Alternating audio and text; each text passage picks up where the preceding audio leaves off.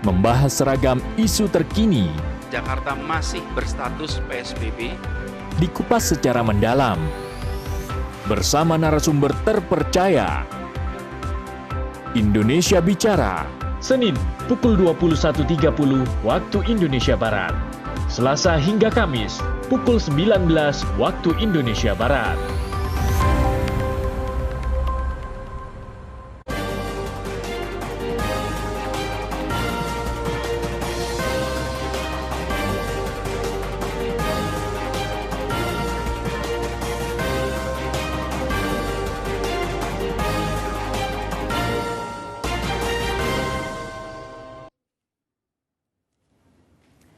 Selamat malam saudara, Anda menyaksikan Indonesia Bicara. Malam hari ini bersama saya Nurul Jamilah. Tema yang kita angkat malam hari ini sangat menarik karena ini juga tengah menjadi perbincangan di sejumlah masyarakat.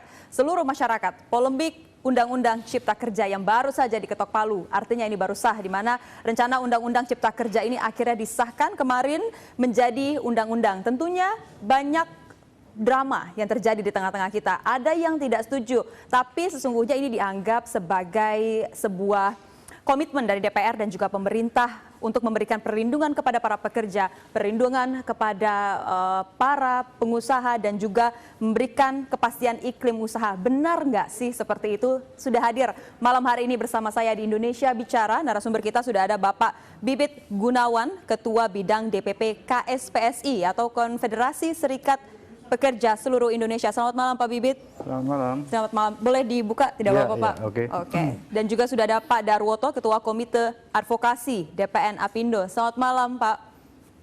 Selamat malam. Terima kasih malam hari ini sudah bergabung bersama kami. Kita malam hari ini akan menjawab pertanyaan atau keresahan dari seluruh masyarakat, terutama para buruh atau para pekerja ya Pak ya. Dan juga nanti akan bergabung juga bersama kita melalui sambungan Zoom, anggota Komisi 2 DPR RI, Gus Pardi Gaus. Tapi sebelumnya pemirsa, saya ingin Anda menyaksikan sebuah tayangan. Ini grafis fakta Undang-Undang Cipta Kerja. Kita lihat tayangan ini seperti apa. Ini adalah poin-poin dari hasil Undang-Undang Cipta Kerja. Berikut ini.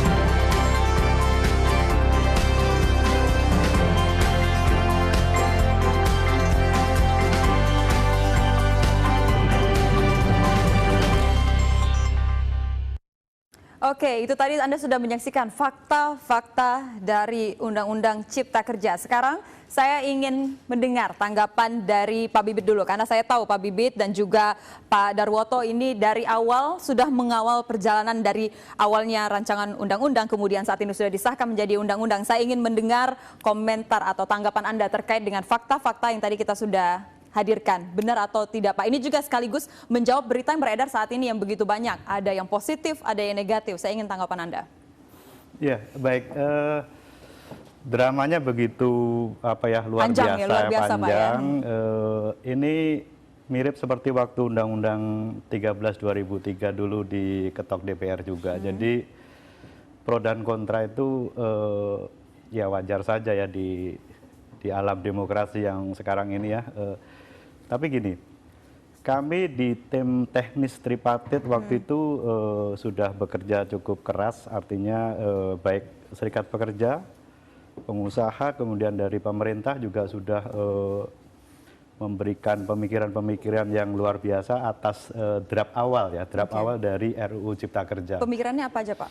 Konsep-konsep seperti apa yang semangat di dalam Undang-Undang 13/2003 itu kan kita minta tetap dipertahankan. Artinya seperti proses PHK gitu kan. Kita sudah menilai bahwa proses PHK itu kan di ketentuan Undang-Undang 13/2003 kan sudah sangat bagus, sudah sangat mempertimbangkan konsep hubungan industrial, ya intinya sudah sangat Pancasila lah gitu kan. Dan ternyata kan bisa diakomodasi juga bahwa itu tidak berubah kan gitu. Memang ada perubahan di nilai pesangon. Itu pun kemarin juga sudah diklarifikasi DPR bahwa itu adalah formula ketika pekerja itu di PHK gitu loh. Jadi bukan ketentuan seperti nanti pekerja yang akan pensiun, pekerja yang di PHK karena ada efisiensi dan penyebab lain yang nantinya itu akan diatur lebih lanjut di dalam peraturan pemerintah gitu kan. Kemudian ya isu yang beredar di luar dengan apa yang dibahas ya di dalam tim teknis tripartit itu kebanyakan memang saya tidak tahu sumbernya cukup berbeda sih. Oke, saya ingin dengar, berarti isu yang berada di luar ini menurut Anda benar atau tidak? Sebagian besar sih tidak benar ya. Sebagian besar tidak benar, bagian mana Pak kira-kira yang tidak benar? Karena ini kan contoh pertanyaan ya juga itu dari tadi yang setiap paling masyarakat. ini kan pesangon akan dihilangkan. Faktanya kan itu tetap ada. Kemudian pekerja tetap pesangon tetap ada, akan pekerja menjadi tetap tidak ada. Faktanya kan pekerja tetap ada. diatur ya. Kemudian cuti haid, melahirkan dan sebagainya kan dibilang yang katanya dihapus. Tapi faktanya kan justru di RUU Cipta Kerja ini kan memang tidak dibahas. Berarti di dalam ketentuan Undang-Undang 13/2003 itu tetap berlaku gitu. Ini kan semua akhirnya di luar digoreng sedemikian luar biasa. Sudah bicara dengan para pekerja, Pak? Sebagian sudah kita mulai lakukan edukasi bahwa ini adalah sebuah proses panjang yang tentunya membutuhkan pengawalan lebih lanjut di dalam peraturan pemerintahnya. Karena justru sebenarnya Undang-Undang Cipta Kerja ini belum akan berlaku operasional, belum punya landasan operasional jika peraturan pelaksana ini belum ada kan begitu. Dan kelihatannya selama kita harus mengawal ya dengan baik peraturan pemerintah, kemudian nanti ada produk peraturan turunan seperti peraturan menteri dan lain-lain ya, saya kira itu nanti baru kita bisa menilai secara utuh bahwa undang-undang ini memang betul-betul menjadi sebuah solusi yang adaptif atau tidak buat kita sebagai baik pekerja, pengusaha maupun artinya Anda belum bisa memberikan kepastian bahwa ini setuju atau tidak karena ini sudah diubah atau sudah ketok palut menjadi Undang-Undang Cipta Kerja. Kita sebaiknya memang tidak diarahkan untuk bicara setuju atau tidak setuju, sedangkan proses politik sendiri bukan domain dari kita ya. Artinya selama proses politik itu sudah menyetujui, sebenarnya langkah yang akan konstruktif dan itu konstitusional, tentunya kalau memang itu ada hak konstitusional yang dirugikan ya nanti ada kamarnya lagi gitu kan, judicial review yang akan dilakukan ya dan sebagainya. Oke. Tapi untuk saat ini saya pikir masih terlalu pagi ya. Masih terlalu pagi kita ngomongin judicial review-nya karena belum ditandatangan juga ya Pak ya. Oke. Saya mau ke Pak Darwoto dari DPN Apindo sendiri. Sudah puaskah Pak dengan Undang-Undang Cipta Kerja yang sudah disahkan ini? Ya, ini masalahnya bukan puas tidak puas. Tapi kan ini demi Indonesia. Oke. Ya, bagaimana Indonesia akan meng-create pekerjaan yang cukup besar ya. Karena tentu pengangguran kita juga cukup banyak. Nah, ini merupakan opportunity dari para pengusaha dan juga para pekerja juga. Tadi sebagaimana Mas Bibit sampaikan bahwa faktanya juga yang dibilang nggak ada, orang ada kok gitu kan. Masih ada kok. Ya, jadi dalam proses tripartit juga kita cukup konstruktif, pendapat-pendapat, kondisi-kondisi aktual di dalam kegiatan berusaha dan lain sebagainya itu juga kita kemukakan. Nah, sehingga dalam proses diskusi juga cukup baik. Nah, semua apa yang hasil diskusi kita dengan Tripati kita serahkan ke DPR. DPR sudah memutuskan, keputusan politik sudah ditetapkan. Nah, kita sekarang tinggal bagaimana secara bersama tadi. Ini kan aturan-aturan turunannya mesti dikawal ya. Anda sudah lihat semua aturan-aturan yang sudah disahkan itu, Pak? Ya, saya sudah secara kilas sudah ya, karena kita sebelumnya udah bahas, jadi kita udah tahu semua. Sebenarnya sudah punya gambaran ya, juga sudah gitu punya ya? gambaran kira-kira poin-poinnya seperti apa gitu. Oke, sudah bicara juga dengan para pekerja, tanggapannya seperti apa? Dalam kesempatan kita juga sudah sampaikan, karena bagaimanapun juga para pekerja ini melihatnya kan karena oh ini hilang ini apa, ini sebenarnya tidak ada seperti itu. Sudah dijelaskan juga sebenarnya kita itu sudah tidak? jelaskan. Tanggapannya? Tanggapan mereka karena ini kan kalau pekerja di tempat kita sendiri mungkin kita bisa menjelaskan. Tetapi kan ini ada yang mengadvokasi ya. Mengadvokasi seolah-olah ini merupakan satu hal yang hilang dan akan akan kiamat lah begitu ya. Yang ditakuti lah gitu ya Pak ya. Nah, ini sehingga orang berkunjingnya ke urusan yang hilang-hilang tadi itu gitu. Padahal apa yang dilakukan oleh pemerintah ini semata-mata bagaimana untuk menumbuhkan itu. Kita semua dalam situasi pandemi ini kan semua hampir boleh kata prihatin semua. Nah, dengan hadirnya RUU Cipta Kerja ini merupakan satu booster gitu loh ya. Harapannya sebagai booster. Nah, yuk kita sama-sama buktikan, Mas Bibit, pemerintah, yuk kita sama buktikan bahwa ini betul-betul bisa kita wujudkan secara bersama. Oke, saya mau tanya juga nanti boosternya seperti apa dan strategi atau mungkin langkah-langkah yang ingin dilakukan oleh rekan-rekan sekalian untuk meyakinkan masyarakat atau meyakinkan para pekerja bahwa ini sebenarnya adalah positif dan ingin memberikan kepastian iklim usaha untuk Indonesia. Usai jeda ya Pak ya. Dan pemirsa, kami akan segera kembali di Indonesia Bicara.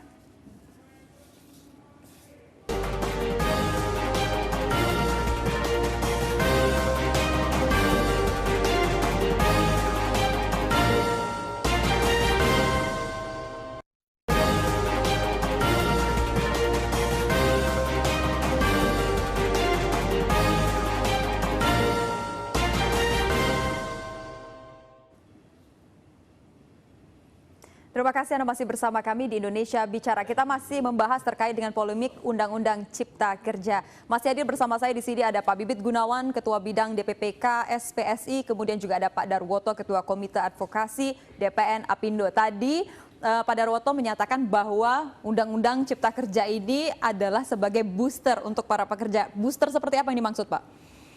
Jadi pengertiannya membooster dari perekonomian Indonesia dan sudah barang tentu ekonomi tumbuh, tentu kesempatan kerja juga tumbuh. Berarti Anda yakin bahwa Undang-Undang Cipta Kerja ini akan meningkatkan iklim usaha yang ada di Indonesia? Oh iya, karena selama ini kan kita selalu kalau di-compare dengan negara-negara ASEAN saja, itu kita ketinggalan, kita kalah bersaing. Jadi hadirnya Undang-Undang Cipta Kerja ini akan memposisikan Indonesia betul-betul sebagai negara yang bersaing di dalam investasi. Nah, investasi ini tidak hanya dari investasi dari luar ya, investasi dari dalam negeri juga akan bisa tumbuh untuk itu gitu. Karena setiap ada diskusi dengan para calon investor yang akan masuk, itu selalu pertanyaan-pertanyaannya itu. Aturan-aturan khususnya mengenai aturan ketenagakerjaan itu juga dilihat oh ini terlalu rigid ya, terlalu rigid kalau dibandingkan itu. Nah, kemudian yang kedua di era digital ini itu kan fleksibilitas itu sangat sangat tinggi sangat cepat gitu, juga sangat gitu cepat ya. Dan lain sebagainya. Nah, aturan kita ini masih tadi saya bilang terlalu rigid itu. Sebelumnya? Ya, yang sebelumnya terlalu rigid. Nah, ini Undang-Undang Cipta Kerja ini kalau kita melihatnya bahwa ini merupakan flexi secure. Jadi fleksibel tapi security-nya ada tapi gitu. Aman gitu aman, ya. Itu yang kita lihat seperti itu. Gitu. Oke, dengan sudah disahkannya Undang-Undang Cipta Kerja ini saya ingin tahu kalau tanggapan dari para pekerja yang ada di sana seperti apa, Pak? Ya, sekarang ini kan karena pekerja ini masih di dalam situasi euforia, ya euforia kolektif ya, bahwa ini melakukan penolakan. Tetapi begitu kita memberikan penjelasan, mereka cuma tanya, Pak, ada selebaran bunyinya seperti ini, sama ini mana yang benar? Saya bilang yang benar yang ini, kayak bilang gitu kan. Oh begitu, jadi masih ada ya Pak. Nah dalam tanda pesangon masih Ya, ada, pesangonnya masih dapat jam gitu ya, kerja ditakutin kan katanya itu. dihitung per jam, enggak begitu gitu loh. Nah, Cuti katanya nggak cuti dapet. katanya enggak ada dan lain Hilang sebagainya gitu, gitu lah. Mas, Nah dihapuskan. itu sebenarnya nggak ada seperti itu gitu. Oke, artinya berita-berita yang beredar ini terjawab sudah ya bahwa sebenarnya semuanya yang ditakuti masyarakat itu masih ada. Iya, karena Undang-Undang Cipta Kerja ini kan nanti masih ada PP-nya kan, Oke. ada aturan turunannya yang harus diselesaikan juga, dan itu nanti akan dibahas secara tripartit, ya kan? Dasarnya apa? Ya dasarnya tentu Undang-Undang existing kan, yang 13 itu bagaimana melihat konstruksi aturan di Cipta Kerja ini terhadap PP yang akan diturunkan nanti seperti apa? Gitu. Oke, seperti itu. Oke, saya mau coba ke Pak Bibit. Pak Bibit, kita tahu bahwa KSPSI kemarin habis bertemu dengan Menteri Ketenagakerjaan, betul Pak? Betul. Apa yang dibahas Pak? Ibu Menteri menyampaikan beberapa perkembangan yang di Balik DPR. Salah satunya kan mengenai bahwa pesangon kan tidak bisa sebesar 32 kali lagi. Jadi Kira sekarang dipotong jadi 25 ya? 25 itu kan diberitahukan kepada kami dan beberapa konfederasi ya. Kemarin tidak 25 bulan, 19 Jadi kali 19 dari kali dari perusahaan, perhitungan 6 kali dari BPJS pemerintah. Ya, JKP namanya, jaminan kehilangan pekerjaan seperti itu. Tapi pada prinsipnya begini, konsideran daripada undang-undang klaster ya, khusus klaster ketenagakerjaan ini kan kita bicara dua aspek. Pertama aspek perlindungan pekerja, kedua kemudahan di dalam melakukan investasi dunia usaha. Jadi sebenarnya ini tentunya menjawab persoalan-persoalan yang sebenarnya ya Serikat Pekerja juga harus bisa memahami ya kondisi bagaimana perekonomian nasional ini akan bergerak dan berjalan seperti apa ke depan ketika undang-undang ini akan berlaku. Jadi perspektif kita juga tidak hanya bicara bahwa di masa lampau sesuatu yang tidak bisa dipenuhi oleh dunia usaha, apakah kita juga tidak ikut membantu berpikir kan seperti itu. Contoh yang 32,2 kali itu ternyata hanya 27% yang mampu membayar. Nah tugas kami tentunya yang 27% ini ya juga jangan ikutan turun kan begitu. Makanya kemudian banyak pasal-pasal yang akan ditindaklanjuti dalam peraturan pemerintah itu kita ingin mendorong mengedepankan sosial dialog yang kuat serikat pekerja di perusahaan dengan perusahaan. Karena kalau kita selalu mengandalkan komponen-komponen yang di luar perusahaan, tentunya itu kan pemerintah tidak bisa campur tangan lebih banyak lagi kan seperti itu. Artinya akan menjembatani dialog antara para pekerja atau para buruh ini dengan para pengusaha. Termasuk kita contohnya pengaturan mengenai pesangon tadi itu kan hanya ketentuan pokok ya, ketentuan umum kalau pekerja itu di PHK. Itu kita belum mengatur ketentuan bagaimana kalau pekerja itu memasuki masa pensiun, bagaimana kalau perusahaan melakukan efisiensi, bagaimana kalau perusahaan merger dan sebagainya. Itu kan nanti akan diadopsi di dalam peraturan pemerintah. Sudah dibicarakan tidak Pak? Belum, karena kan harus nunggu peraturan dasarnya di Undang-Undang Cipta Kerja, baru kemudian ditindaklanjuti dalam peraturan pemerintah. Artinya nantinya. akan langkah. Kita sudah sepakati sama pemerintah dan pengusaha bahwa itu akan kita adopsi di dalam peraturan pemerintah. Jadi sebenarnya kita yang nggak ada yang perlu dikhawatirkan, karena yang kemarin isunya itu dihapus semua kan nanti itu akan dibahas di dalam peraturan pemerintah. Saya ingin tahu tanggapan Anda, kenapa masyarakat saat ini kalau begitu masih khawatir Pak? Ya saya nggak tahu, karena kan iklim demokrasi kita kan begitu luar biasa. Ya tadi sudah sampaikan bahwa ketika Undang-Undang 13 2003 dulu berlaku juga pro dan kontranya begitu besar begitu kan. Tapi kemudian kita lebih melihat atau memilih perspektif yang positif. Artinya kalau memang nanti ditemukan hal-hal yang merugikan ya langkahnya pasti ada. Jadi Undang-Undang 13 itu sendiri kan sudah compang-camping oleh putusan MK juga kan begitu. Jadi memang sudah saatnya harus diperbaharui, lebih adaptable terhadap kondisi situasi sekarang gitu. Ya, sebenarnya ini berdampak juga yang ditakutkan adalah kepada para UMKM, kepada para pekerja-pekerja yang lain juga. Nah, kita kali ini ingin menampilkan sebuah tayangan juga kepada pemirsa. Ini adalah dampak Undang-Undang Cipta Kerja bagi para UMKM yang sebelumnya juga sering sekali dipertanyakan. Ini dia.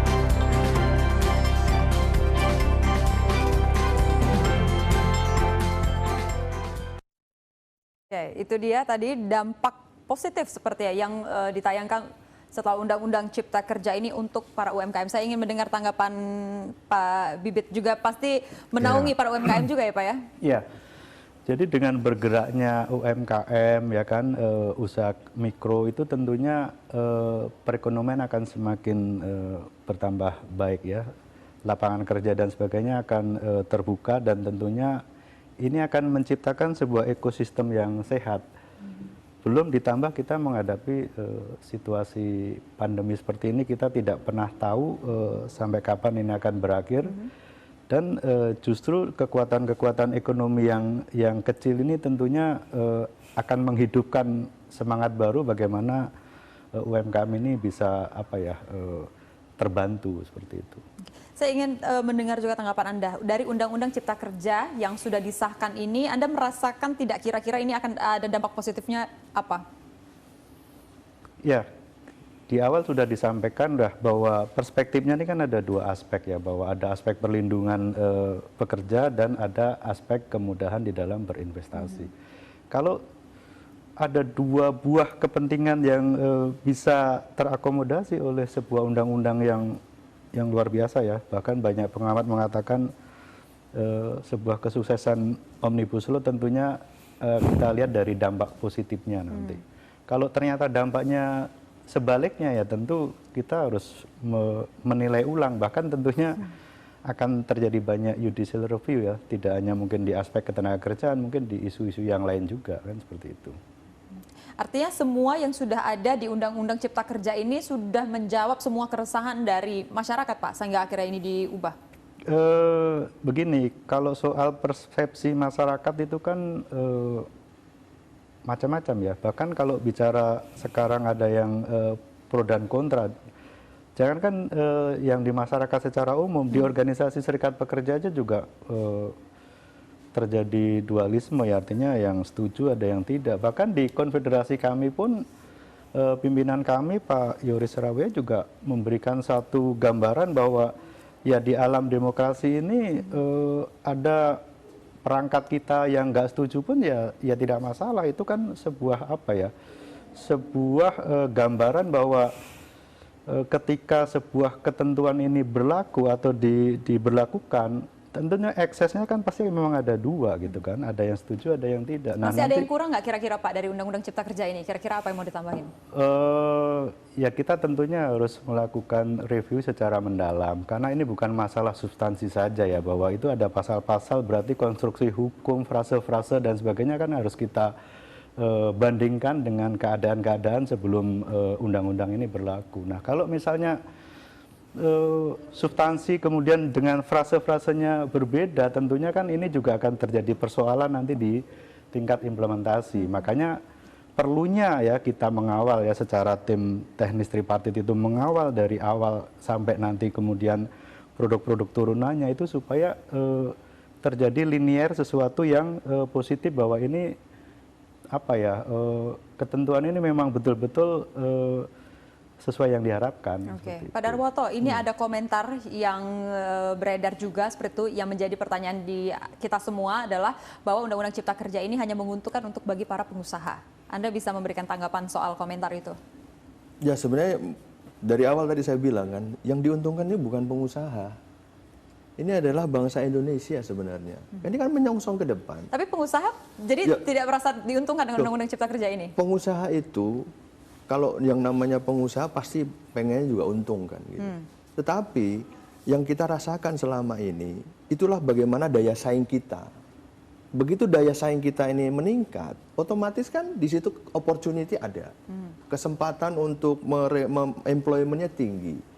Sehingga kesempatan untuk mendapatkan benefit juga ada. Jadi kalau dibilang ini adalah menguntungkan pengusaha, sebenarnya Cipta Kerja ini sebenarnya kepentingan bersama gitu loh. Nah, oleh karenanya semua pihak baik pemerintah, pengusaha dan pekerja itu juga berkorban kok gitu loh. Ya kan berkorban. Contoh aja Pesangon, pemerintah mau menanggung. Ya kan? Pesangon agak sedikit berkurang juga serikat. Tapi nanti jadi juga pertanyaan berkurang. juga, kan tadi dibilang Pesangonnya akan dibantu dibayarkan melalui BPJS. Nah, dananya dari mana ini juga nanti akan kita tanyakan juga ini sebenarnya. Ya itu kan semua sebenarnya nanti ada iurannya kan, ada iuran yang memang selama ini kita udah bayarkan kan, tidak mengurangi dari yang sudah gitu. Sebagian perusahaan Pak, tapi sebagian juga ada yang potong dari uang ininya juga, pekerjanya juga. Dan memang sebagai ketentuannya memang begitu. Ada porsi-porsi yang dibayar oleh pekerja, ada porsi yang dibayar oleh pengusaha. Di regulasinya memang bunyi begitu gitu. Oke, nanti kita juga akan masih membicarakan soal Undang-Undang Cipta Kerja ini yang juga masih dibahas di sejumlah kalangan juga. Usai jeda pemirsa, tetap bersama kami di Indonesia Bicara.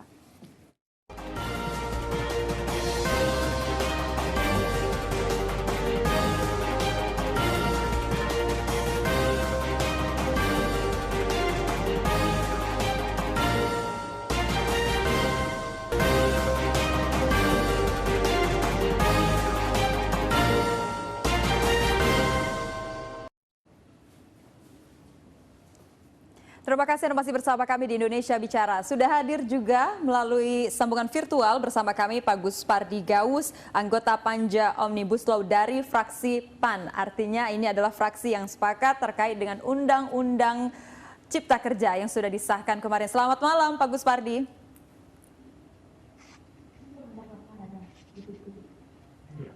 Selamat malam Pak Gus Pardi. Selamat malam. Baik, sebelumnya saya mengucapkan terima kasih Pak sudah menyempatkan waktu untuk bergabung bersama kami di Indonesia Bicara malam ini. Saya ingin langsung saja bertanya, Pak, Anda kan merupakan anggota Panja Omnibus Law, artinya dari awal ketika ini menjadi rancangan Undang-Undang Cipta Kerja sampai akhirnya disahkan menjadi Undang-Undang Cipta Kerja, Anda pasti mengetahui dari awal sampai dengan disahkannya ini. Ini kenapa Pak? Anda pasti bisa juga menjawab pertanyaan dari sejumlah masyarakat, kenapa ini kesannya terburu-buru, kenapa kesannya ini dipercepat pengesahannya, apalagi ini di tengah pandemi COVID-19? Ya, terima kasih. Assalamualaikum warahmatullahi wabarakatuh. Waalaikumsalam warahmatullahi wabarakatuh.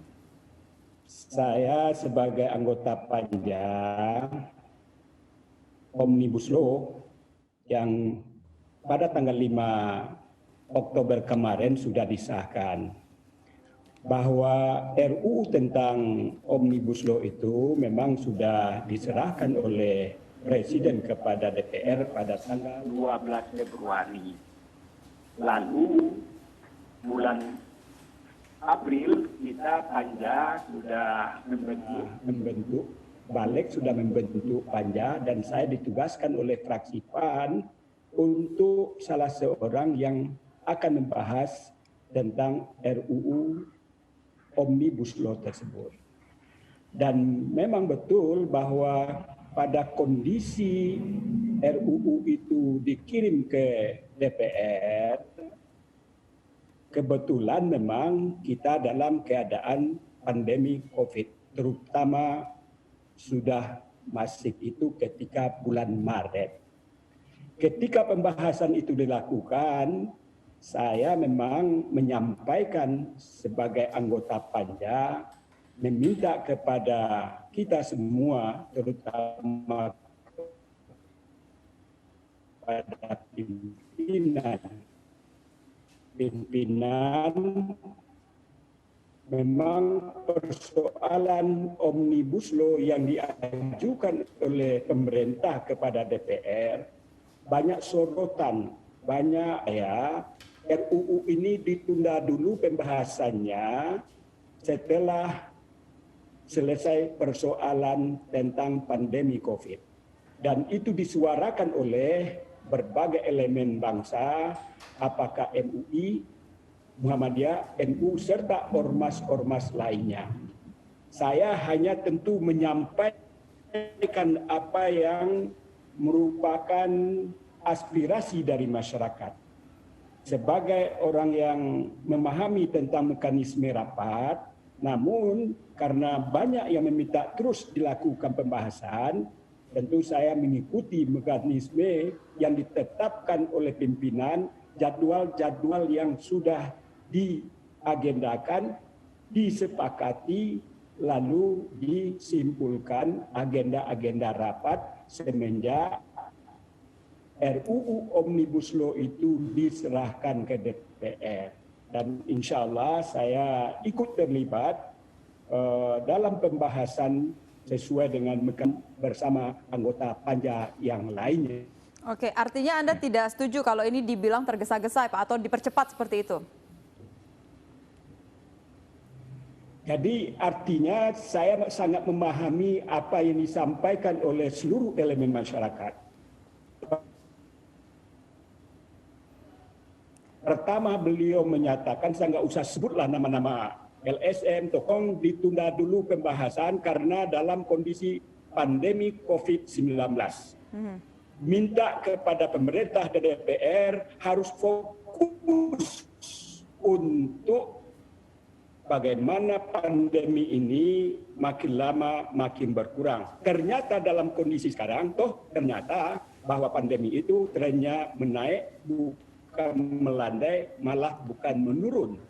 Jadi tentu karena memang dilematis pula kapan akan kita bahas. Di satu sisi pemerintah sangat mengharapkan dan saya sangat paham betul apa yang disampaikan oleh Pak Jokowi sebagai presiden ketika beliau dilantik, diresmikan di gedung MPR tanggal 20 Oktober.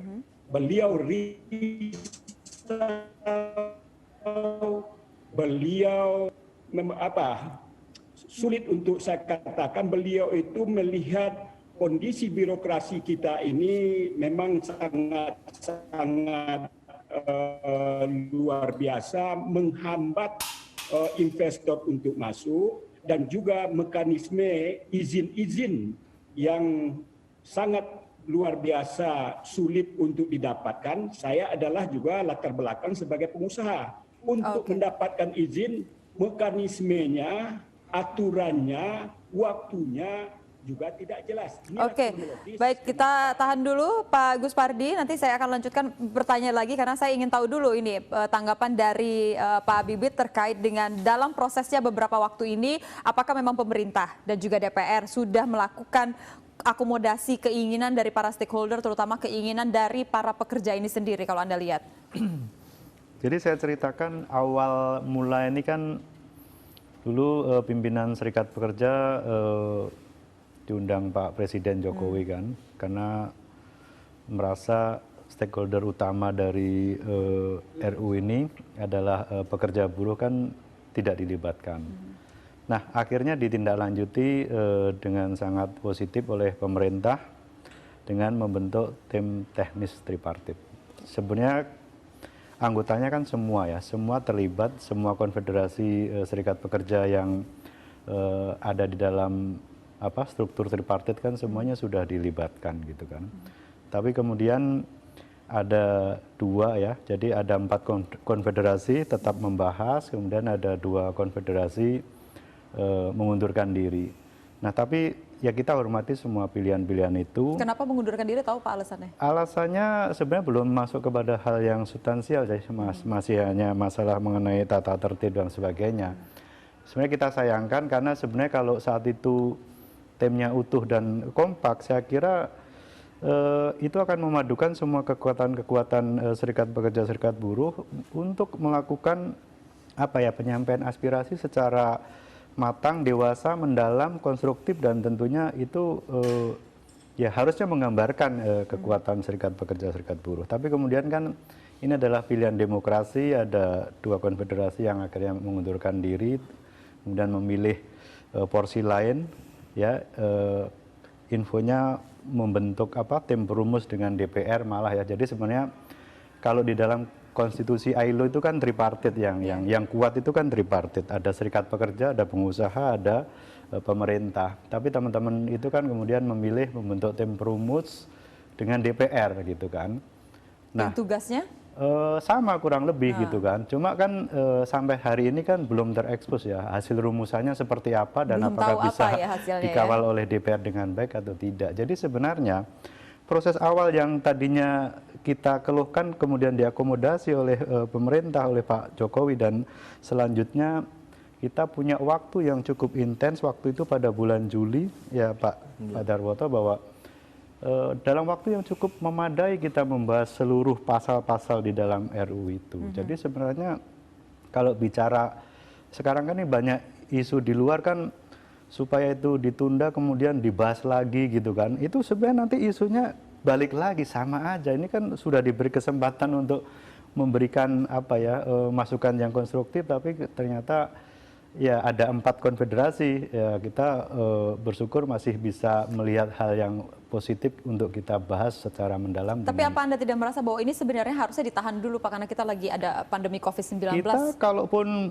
itu ditahan lebih senang sebenarnya, cuma kan proses politik itu kan tidak menjadi domainnya kita ya. Kita tidak bisa mempengaruhi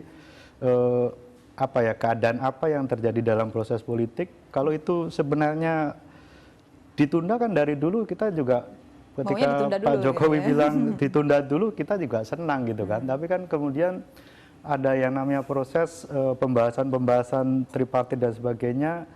Ya kita pikir masih sampai di tripartit itu dulu kita dalami lagi atau apa gitu. Pak Darwoto, Anda melihat komunikasi antara tripartit dengan para pengusaha, dengan para pekerja, kemudian dan pemerintah juga dalam beberapa tahun terakhir ini seperti apa? Karena Anda juga tahu kan Pak, komunikasi atau Anda juga terlibat di dalamnya. Iya, menurut saya selama ini komunikasi cukup baik ya.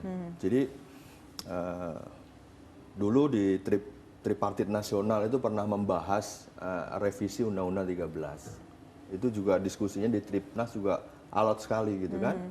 Nah tiba-tiba muncul rencana perubahan melalui Omnibus Law. Itu juga sebenarnya kita pernah diskusi juga kan, yang di salah satu tempat itu tripartit juga waktu itu gitu.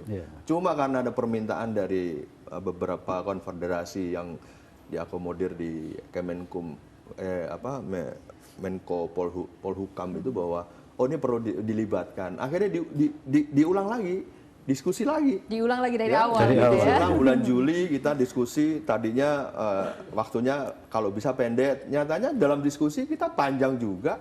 Kenapa panjangnya? Kenapa Pak? Apa yang dibahas? Ya karena semua substansi itu kan didiskusikan ya, didiskusikan oleh 3 pihak. Pendapat-pendapat bahkan dari pemerintah juga tidak ada kemenaker aja. Semua yang terkait, mulai dari Menkumhamnya juga ada. Jadi semua ada. Dari UKM-nya juga, Kemenkop, Koperasi juga, Kementerian Dalam Negeri juga ada. Diskusi semua di situ. Pendapat-pendapatnya semua didengar, dicatat di situ. Ada beberapa poin yang sudah disepakati, ada yang sepakat sebagian, ada yang belum, ada yang tidak disepakati gitu loh. Dan kita saling menghargai itu gitu. Nah kemudian komunikasi setelah itu selesai kan tentu pemerintah membawa informasi ini kan ke DPR.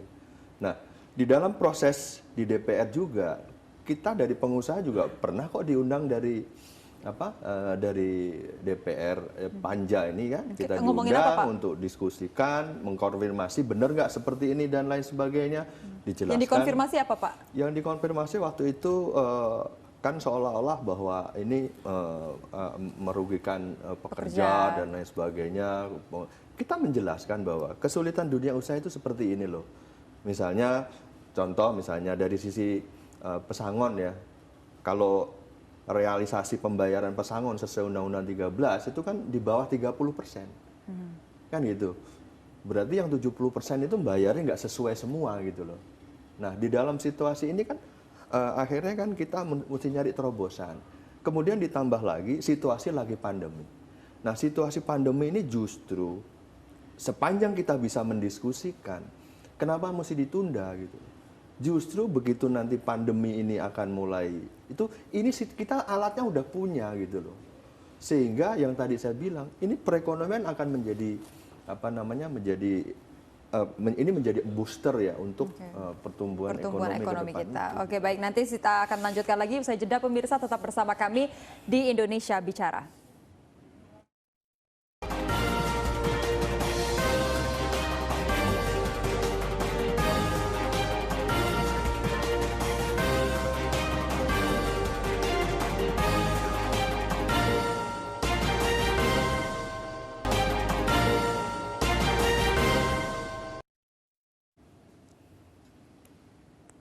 Anda kembali bersama kami di Indonesia Bicara. Saya akan kembali terhubung bersama dengan Pak Guspardi Gaus, anggota Panja Omnibus Law dari fraksi PAN.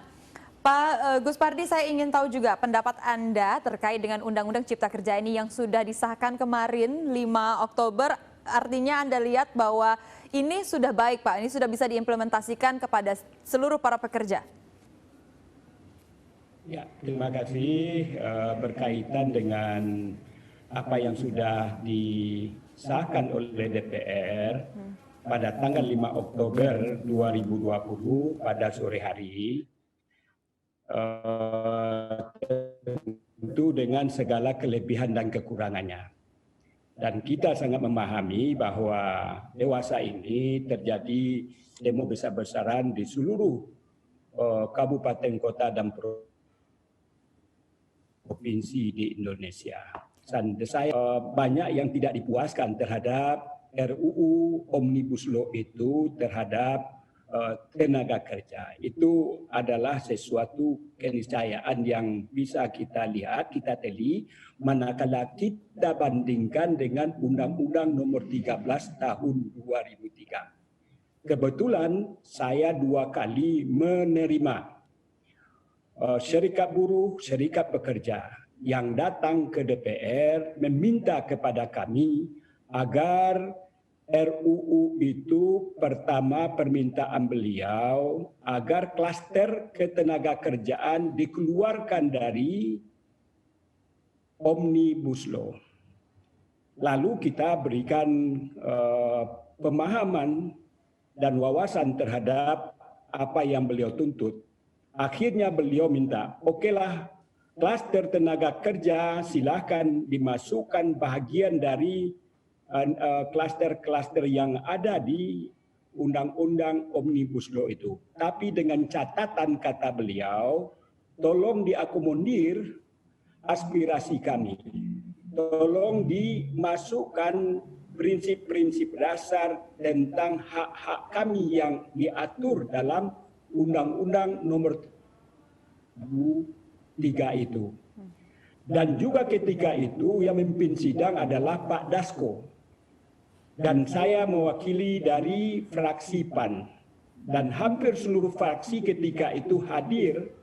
Dan Mas Iqbal ketika itu yang memimpin, yang menyampaikan hal-hal yang berkaitan dengan visi misi tuntutan yang mereka minta. Oke, artinya di sini Anda yakin betul ya Pak bahwa Undang-Undang Cipta Kerja ini sudah mengakomodir seluruh aspirasi dari para pekerja? Oh itu tentu kalau seluruh aspirasinya diterima tentu tidak ada demo. Jadi kita tidak boleh juga berbohong. Kenapa? Memang saya ada beberapa catatan terhadap hal ini. Apa itu catatannya? Apa yang disampaikan. Jadi memang masalah nilai daripada uang kalau dia di PHK dan lain sebagainya, kelipatan dari Undang-Undang Nomor 13 Tahun 2003 itu kan jumlahnya 32 kali kelipatan. Pada Undang-Undang Nomor 2, Undang-Undang Omnibus Law yang disahkan tanggal 5 itu hanya 25 kali kelipatan, itu pun dibagi lagi. 16 dari pengusaha, 9 dari BPJS. 19 dari pengusaha, 6 dari BPJS, Pak. Dari 19 dari pengusaha, 6 dari BPJS. Nah, jadi yang ingin saya sampaikan adalah kalaulah seandainya ini diakomodir seluruh tuntutan dan keinginan dari pekerja, buruh dan pekerja, tentu tidak akan terjadi demo yang dilakukan semenjak tanggal 6, 7 dan besok juga pun akan dilakukan demo.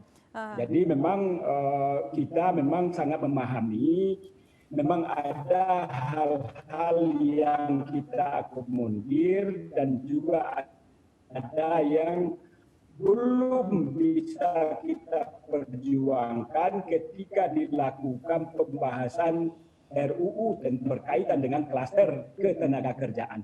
Oke, Pak, kalau misalnya nanti ke depannya dari pihak para pekerja ini akan melakukan judicial review, sudah siap DPR untuk menghadapinya? Kita sebagai negara hukum, sebagai negara yang menjunjung tinggi tentang demokrasi dan itu diatur oleh undang-undang, tentu kita welcome, tidak ada pihak manapun yang bisa melarang. Oleh karena itu sebagai orang yang paham hukum dan kita pun juga kalau masyarakat buruh, pekerja tidak puas terhadap hasil maksimal yang kami lakukan karena bagaimanapun kami di DPR itu terdiri dari 9 fraksi dan oleh karena itu juga kepentingan pemerintah di satu pihak tentu terjadi bargaining, terjadi kesepakatan, terjadi soalan yang ingin kami aktualisasikan tuntutan-tuntutan dari masyarakat. Itu terang benderang kami sampaikan.